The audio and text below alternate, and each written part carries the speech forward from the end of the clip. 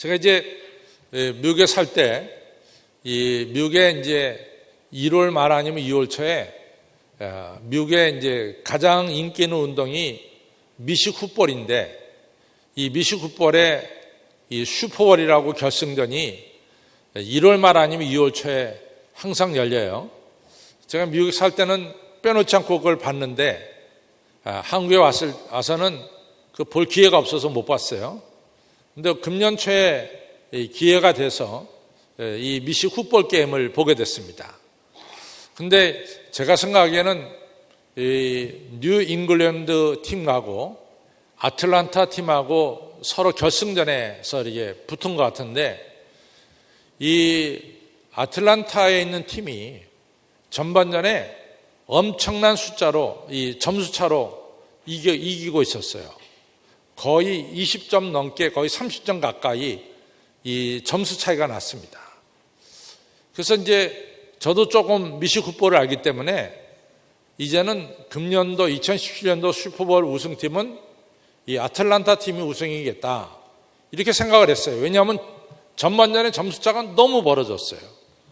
그래서 후반전은 해봤자 틀림없이 아틀란타 팀이 이긴다, 이런 생각을 가졌는데, 그러고 나서 저는 후반전은 제대로 못 봤는데 나중에 결과를 보니까 글쎄 그렇게 뒤져있던 뉴 잉글랜드 패트리어트 팀이 아주 잘 싸워서 역전을 시켜서 후반전에 승리를 거뒀습니다.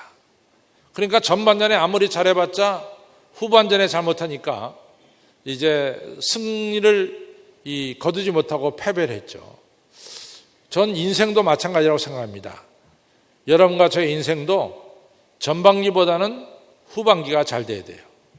우리가 2017년도 전반 1월부터 6월까지도 잘 살아왔는데 7월부터 12월을 더 잘 살아야 될 줄로 믿습니다. 그래서 후반기가 잘 돼서 이 2017년도 정말 열매를 많이 맺고 하나님께 많은 영광을 돌리는 이런 2017년 하반기가 되기를 주님의 이름으로 축원합니다. 예수님을 보면은 예수님은 이 슬픈 가정들, 어려운 가정들을 찾아가셨어요. 요한복음 11장에 보면 예수님이 이 죽은 나사로의 집에 찾아가셨죠.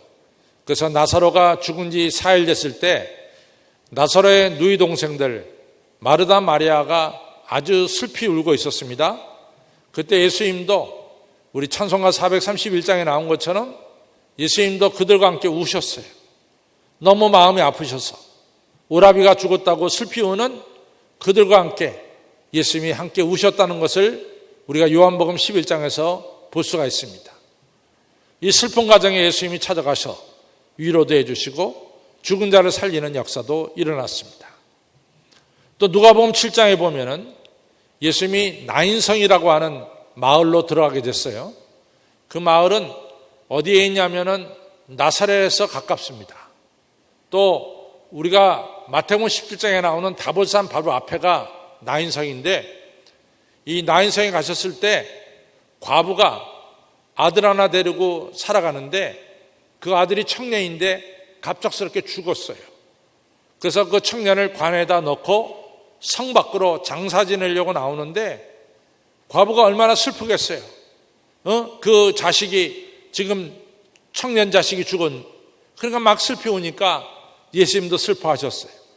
그래서 예수님이 그 관유에다가 손을 얹고 기도하실 때 이 죽은 청년이 살아나는 기적의 역사가 일어났습니다. 이렇게 예수님은 슬픔을 당한 가정에 찾아가셔서 이 슬픔 당한 가정을 위로하시고 기적을 베푸신 것을 보게 되죠.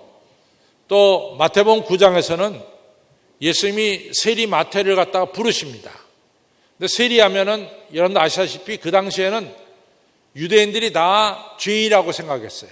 왜냐하면은 유대인들에게 세금을 걷어서 로마 정부에다 갖다 바치는 자들이 세리니까 유대인들의 동족들의 피를 빨아먹는 자다, 이래 생각해가지고 세리들을 갖다가 성전에 들어오지 못하게 했어요. 이 성전에 들어오지 못하고 출교시켰습니다. 그러니까 죄인들이죠. 근데 예수님이 세리 마태를 부르시고 세리 마태가 자기 동료 세리들을 불러다가 예수님 모시고 만찬을 베풀었어요. 그 자리에 예수님이 가셔서 그 죄인들이라고 일컬어지는 세리들과 함께 음식을 나누셨어요. 그랬더니 사람들이 뭐라고 말하냐면 저 예수는 먹기를 탐하고 마시기를 즐겨하는 자다, 이러면서 예수님에게 막 모욕을 줬어요. 먹는 거 좋아하고 마시는 거 좋아해서 때와 장소도 가리지 않고 이 죄인들과 함께 음식을 나눈다, 뭐 이런 식으로 예수님을 매도했어요. 그러나 예수님은 아랑곳하지 않았습니다. 예수님은 슬픔을 당한 가정에 찾아가셨고 이같이 죄인들과 함께 하셔서 그들을 구원하셨어요. 오늘은 예수님은 어디 가셨냐? 오늘 요한복음 2장에는 예수님은 결혼식장에 가셨어요. 오늘은 기쁨이 충만한 이 결혼식에 가신 거죠. 여러분들, 유대인의 결혼식은 일주일 동안 계속되죠. 그 다음에 오신 손님들에게 계속해서 포도주를 공급을 해야 되죠. 그런데 이 결혼식장에는 가난한 결혼식이었어요. 기본적으로 포도주가 공급이 안 됐어요. 처음에 나오다가 도중에 포도주가 떨어지고 말았어요. 예수님의 어머님이 너무나 안타까웠어요. 이같이 손님들을 모셔다 놓고 이 축하를 받는 자리에서 저 축하하러 온 하객들에게 이 음식도 제대로 주지 못하고 또 포도주도 제대로 공급 못하니까 너무너무 미안했던 거예요. 그러니까 예수님의 어머니가, 마리아가 예수님을 찾아서, 아들아, 그래서 이 결혼식에 포도주가 다 떨어졌다. 어떻게 하면 좋으냐? 저 오신 손님들을 그냥 돌려보낼 수는 없지 않는가? 이러면서 이제 아들한테 얘기를 했죠. 그랬더니 예수님이 하인들에게 시켜서 저 빈 항아리에 물을 갖다 퍼넣어라. 물을 갖다 부었어요. 다시 그 항아리에 든 물을 갖다가 연회장에 오신 축하객들에게 나눠줘라. 나눠줬더니 하객들이 다 놀라는 거야. 보통 돈 있는 집의 결혼식도 처음에는 좋은 포도주 나오다가 시간이 지나서 조금 더 사람들이 이 포도주를 마시게 되면 질 나쁜 포도주를 주는데, 아니 이 가난한 결혼식, 넉넉지 못한 이 결혼식은 처음엔 보통 거 나오다가 시간이 지나면 지날수록 최상급 포도주가 나오더라, 그 말이에요. 이구동성으로 칭찬합니다. 정말 이 사람들은 손님을 대접할 줄 안다고, 정말 이 사람들은 양심적인 사람들이라고, 정말로 이 사람들은 축복받아야 될 사람들이라고 이구동성으로 축복하고 또 감사하는 것을 성경에서 보게 됩니다. 이건 참 중요해요. 우리가 시작은 미약하게 시작하지만은 시간이 지날수록 잘 돼야 돼요. 처음에는 화려하고 대단하게 시작하지만은 시간이 지날수록 이같이 나빠지는 것은 절대로 좋은 일이 아닙니다. 오히려 여러분과 저는 시작할 때는 약하게 시작했지만은 겨자씨 같지만은 시간이 지날수록 겨자씨가 큰 나무가 되듯이 점점 더 잘 될 때 그것이 바로 축복받은 사람이고, 그것이 바로 영광받은 사람이고, 그것이 바로 귀한 일입니다. 전반기보다 후반기에 하나님이 베푸시는 더 존귀한 축복을 받으시는 여러분과 저가 되기를 주님의 이름으로 축원합니다. 그래서 오늘 이 말씀은 우리 후반기에 더 잘 되자, 전반기보다, 이런 뜻에서 이 귀한 말씀을 택했습니다. 오늘 예수님이 이 결혼식을 축복하시는 데는 몇 가지 이유가 있어요. 우리가 결혼식 하면은 가장 중요한 게 사랑입니다. 우리가 사랑하는 신랑과 사랑하는 신부가 서로 사랑을 기초로 해서 결혼식을 올려야 되는 거예요. 사랑이 빠진 결혼식은 그건 잘못된 결혼식이죠. 결혼은 사랑이 근거가 되어야 됩니다. 그런데 사랑이라는 것이 너무 중요해요. 플루다코라고 하는 철학자가 제자들과 함께 길을 가다가 길가에 이 놓여져 있는 시신을 하나 만났어요. 그러니까 플루다코 철학자가 제자들에게 저 시신을 세워봐라. 제자들이 참 한심했어요. 죽은 시신을 어떻게 세워요? 시신 세울 수 없죠. 그런데 선생님이 세우라니까 이 제자들이 죽은 시신 세우려고 노력을 했어요. 세우면 쓰러지고 결국 세우지 못했어요. 그래서 선생님 못 세웠습니다. 그러니까 선생님이 플루다코가 왜 못 세웠냐? 생명이 없으니까 서지 못합니다. 이렇게 대답했단 말이죠. 그랬더니 불닭가 말하기를 생명이 바로 사랑이다. 사랑이 바로 생명이다. 아주 중요한 말씀했습니다. 사랑이 없으면 생명도 없고 생명이 없다는 것은 사랑이 없다는 거다. 이런 말씀을 했어요. 토스토예프스키가 지옥이란 뭐냐? 토스토예프스키가 딱 한마디로 얘기해요. 지옥은 사랑이 없는 것이 지옥이다. 이렇게 말하고 있습니다. 여러분, 사랑과 생명, 생명과 사랑은 같이 가는 거죠. 프린스턴 신학대학 교수님이 고속도로를 타고 가다가 고속도로 옆에 장차 하나가 우리가 숄더라고 하죠. 길가에 장차 하나 서 있어서 그 자동차에 여자가 내려가지고 자동차 바퀴가 펑크 나서 바꾸고 있었어요. 자기 힘으로 안 되니까 이제 차 서가지고 좀 도와달라고 손짓을 했어요. 그러니까 이 프린스턴 신학대학 목사님 부부가 도와주자 그랬고 길 옆에 차를 세워놓고 그 다음에 그 여자의 차 바꾸는 걸 갖다가 목사님이 내려서 도와주기 시작했어요. 열심히 자동차 바퀴를 빼고 새 바퀴를 끼워드리는 이런 작업을 했죠. 그런 도중인데 저쪽에서 오는 차가 느닷없이 이 숄더, 길 옆으로 차를 갖다 밀고 들어옵니다. 그러다가 이 목사님을 쳐버렸어요. 목사님이 자동차 밖에 깔렸습니다. 사모님이 난리가 났어. 자기 남편이 목사님 상대방 차에 이 바퀴 위에 깔렸단 말이에요. 바퀴 아래. 뭐 거기다가 911을 걸릴 필요도 없고 여성 둘이서 이 자동차를 든다는 것이 너무 어려웠잖아요. 그런데 이 목사님 사모님이 그 여성 불러서 같이 듭시다. 그래가지고 하나, 둘, 셋 하고 자동차를 딱 들으니까 들린 거야. 그리고 그 목사님이 그 자동차 밖에서 빠져나올 수가 있었습니다. 아니, 여성 2명이 어떻게 자동차를 드냔 말이지. 거기에 기적이 일어났습니다. 왜? 사모님이 목사님을 살리겠다고 하는 이 간절한 마음, 이 사랑으로 자동차를 드니까 장차 들리는 거예요. 사랑은 생명이고 사랑은 기적을 가져옵니다. 오늘 이 결혼식에 이같이 예수님께서 만약에 신랑 신부가 서로 미워하고 서로 사랑하지 않고 이런 다른 뜻으로 결혼했다면 거기 예수님이 기적을 베풀 리가 없죠.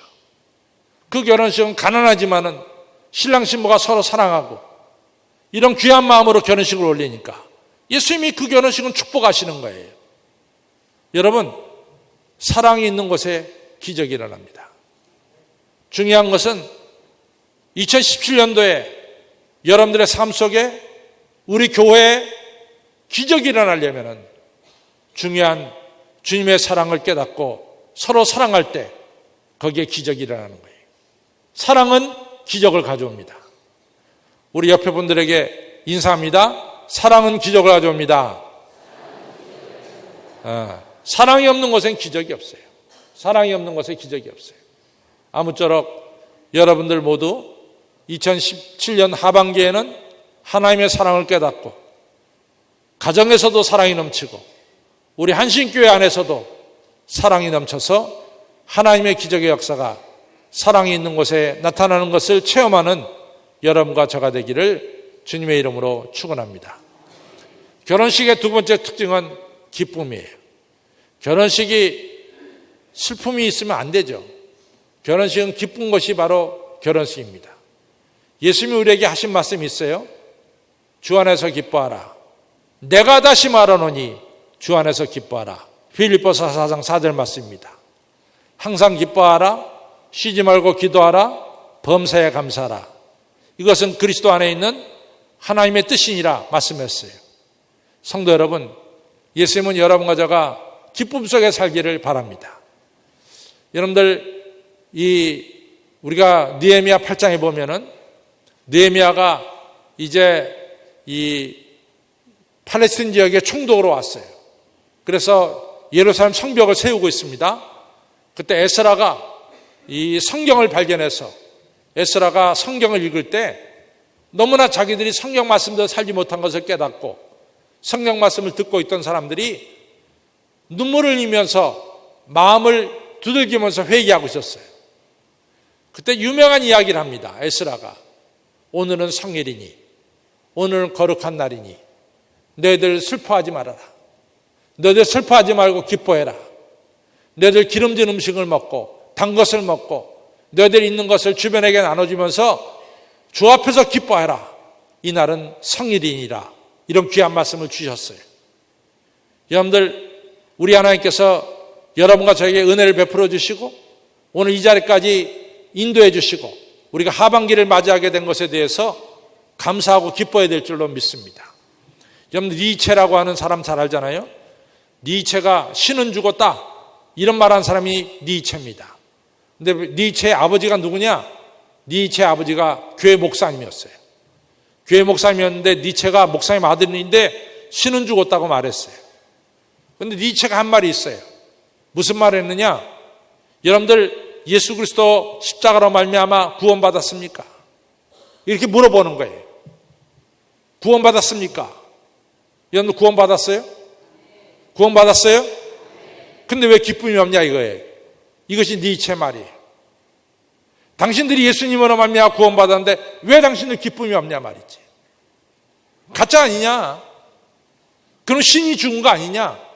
이렇게 얘기가 전개된 거예요. 여러분들 다 예수님 믿고 주 안에서 은혜 받고 축복받았는데 왜 기쁨이 없냐 이거지. 그럼 구원받았다는 가짜 아니냐 말이야.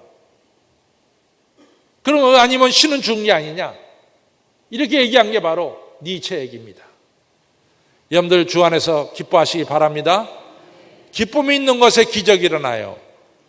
제가 여러 교회 가서 집회를 해보면은 확실히 다른 게 있어요. 그 집회하는 교회가 벌써 찬송가가 사리가 아주 울려 퍼지고요. 아주 기쁨으로 찬송가를 부르면은 틀림없이 은혜가 임하는 거예요. 그러나 그냥 찬송가를 부르는지 잠자고 있는 건지 찬송가 시간에 그냥 중얼중얼 내버리고 말면은 정말로 집회가 어려워. 야, 이거 정말 힘들겠구나. 정말 어려워요. 여러분들 주 안에서 기뻐해야 될 줄로 믿습니다. 우리 같이 인사합니다. 주 안에서 기뻐합시다. 주 안에서 기뻐합시다. 네. 여러분들 기쁨이 있는 곳에 기적이 일어납니다. 세 번째로 중요한 것은 뭐냐? 예수님의 어머니가 안타까웠던 것은 오신 손님들에게 드릴 것이 없어서 안타까운 거예요. 예수님의 어머니는 베풀고자 하는 마음이 가득했어요. 뭔가 주고자 하는 마음이 가득했어요. 그러니까 예수님이 그 마음을 알고 기적을 베푼 거예요. 여러분과 저가 정말로 나는 인생을 살면서 복덩이 인생을 살겠다 이런 마음을 가질 때 기적이 일어나는 거죠. 기적이. 사실은 이 북한 목사님들이 때마다 이게 조선 음식 먹고 싶다는 거예요. 때마다. 독일 음식 못 먹겠대요. 그러니까 저는 그래도 외국에서 오래 살았기 때문에 빵을 갖다 줘도 잘 먹고 갖다 줘도 잘 먹습니다. 우리는 그런 거 별로 상관이 없죠. 방단님 안 그렇습니까? 우리 잘 먹어요. 근데 이 조선 쪽 이 북한 분들은 못 먹겠다는 거야. 그래서 제가 5번을 사드렸어요. 5번을. 5번을 사드렸는데 이게 독일의 음식이 만만치가 않아요. 하나만 하더라도 다 20유로가 넘어갑니다. 그런데 하여튼 제가 5번을 사드렸는데 너무 기뻤어. 내가 언제 하나님 나라 갈는지 모르지만은 내가 일생을 내가 언제 끝날지 모르지만은 그러나 내 동족 이 북한 사람들에게 그래도 음식 한번 사줄 수 있었고 그리고 저분들이 굉장히 낯을 가립니다. 아무한테나 덥석 사달라 그러지 않아요. 그러니까 나를 보니까 저 양반한테 사달라 그래도 뭔가 굉장히 낯을 가리는데 이분들이 그래서 제가 보니까 그래요. 그분들이 우리 남한 목사님들 같이 가서 있는데 얘기하다가 글쎄 우리 가시어머니가 냉면을 너무 좋아합니다. 그래요. 거기 한 명이 그랬더니 옆에 있던 내 목사가 툭툭 찍으면서 아니 강 목사 저 뭐라고 얘기하는 거야? 저 가시어머니가 뭐야 도대체? 그래서 제가 그랬죠. 그 장모를 가리킨다. 장모. 그 북한에서는 가시어머니가 장모예요. 장모.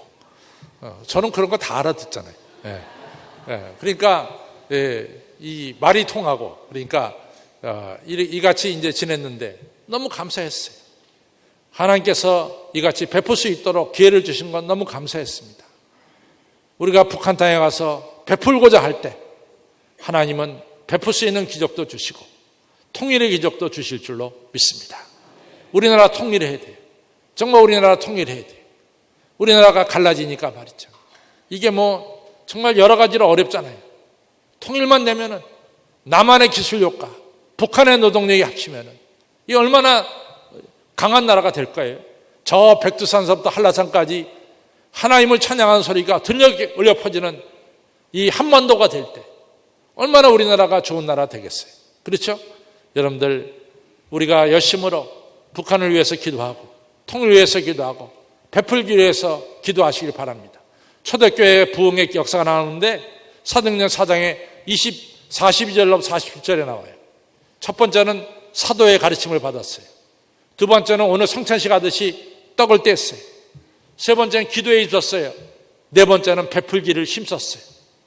1, 2, 3, 4 사도의 가르침을 받고 성찬식 행하고 기도하고 베풀 때 하루에 3,000명 5,000명씩 주님께로 돌아오는 역사가 기적이 일어나는 이런 역사가 일어났습니다. 여러분들 루마니아가 공산주의가 가장 독했어요. 그러나 그 공산주의 밑에서도 루마니아는 교회가 부흥됐어요. 왜 부흥됐습니까? 박해받으면서 크리스찬들이 10의 1조를 바치면서 그리고 이같이 베푸는 삶을 없는 가운데도 베푸는 삶을 실천했어요. 그랬더니 루마니아의 많은 사람들이 그리스도교로 귀의하는 역사가 일어났습니다. 여러분들 베푸는 자리에 기적의 역사가 일어납니다. 우리가 창세기 18장에 아브라함이 지나가는 나그네를 불러다가 베풀었어요. 그 사람이 하나님 보낸 사자인지 모르고 베풀었어요. 어떻게 됐습니까? 하나님의 사정을 알았고 그 사자들이 넌 내년에 아들 갖는다. 99세란 아브라함이 100세 때 이삭을 선물로 받는 기적의 역사가 일어났습니다. 여러분들 전반기보다 후반기가 잘 되려면 세 가지가 꼭 필요해요. 첫째는 사랑입니다. 두 번째는 주 안에서 기뻐하는 겁니다. 세 번째는 주 안에서 베푸는 거예요. 거기에 기적이 일어난 거예요. 물이 포도주가 되는 기적이 일어나는 거죠. 저 따라 하세요. 첫째는 뭐입니까? 사랑. 둘째는 뭡니까? 세 번째가 뭐예요? 베품이에요. 사랑과 기쁨과 베품을 가지고 하반기를 시작해서 물이 포도주가 되는 기적이 여러분들 삶 속에 우리 교회에 일어나기를 주님의 이름으로 축원합니다.